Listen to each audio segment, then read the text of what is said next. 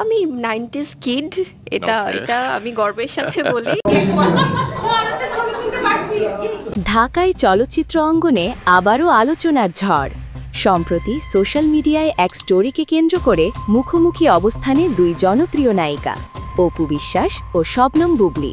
বড় হয়ে যায়নি, যেটাতে মানুষ বুবলি আমার কোনো কোয়ালিটিতেই আসে না। ঘটনার শুরু একটি মন্তব্য থেকে। বুবলি এক সাক্ষাৎকারে নিজেকে 90s কিড বলে উল্লেখ করেন, আর ঠিক এরপরই অপু বিশ্বাস তার স্টোরিতে ইঙ্গিতপূর্ণভাবে লেখেন, 89 সালে জন্ম নিলে কি 90 হয়? এই এক লাইনের কথাই যেন ঘি পড়ে। নেটিজেনদের মধ্যে শুরু হয় তুমুল আলোচনা। অনেকেই বলছেন অপু বিশ্বাস আসলে ইঙ্গিত দিয়েছেন, যদি কারোর জন্ম 1989 সালে হয়ে থাকে তাহলে নিজেকে 90s-এর দশকের সন্তান বলা কতটা যৌক্তিক।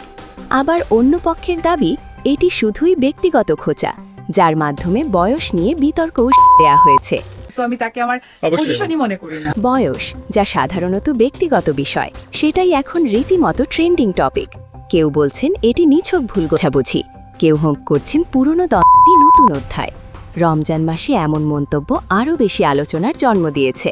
তবে বাস্তবতা হল, দুজনেই দেশের পরিচিত তারকা, দুজনেরই রয়েছে নিজস্ব ভক্তগোষ্ঠী। সোশ্যাল মিডিয়ার একটি ইঙ্গিতপূর্ণ স্ট্যাটাস থেকেই কত বড় বিতর্ক তৈরি হতে পারে, সেটাই আবার প্রমাণ হলো। এখন প্রশ্ন, অপু কি সত্যিই কোনো তথ্য প্রকাশ করতে চেয়েছেন, নাকি এটি শুধুই পরোক্ষ কটাক্ষ? আর বুবলির 90s কিড মন্তব্য কি ভুলভাবে ব্যাখ্যা করা হচ্ছে? আপনাদের কি মনে হয়, এটি কি সত্য প্রকাশ, নাকি শুধুই তারকাদের পারস্পরিক ঠান্ডা লড়াই? মন্তব্যে জানাতে পারেন আপনার মতামত। বড় হয়ে যায়নি, যেটাতে মানুষ খুব বেশি সিনিয়র বানিয়ে দেবে। Icon Focus 24 TV, powered by 4D Fourth Dimension. আমাদের চ্যানেলটি সাবস্ক্রাইব করে আমাদের সাথে থাকুন।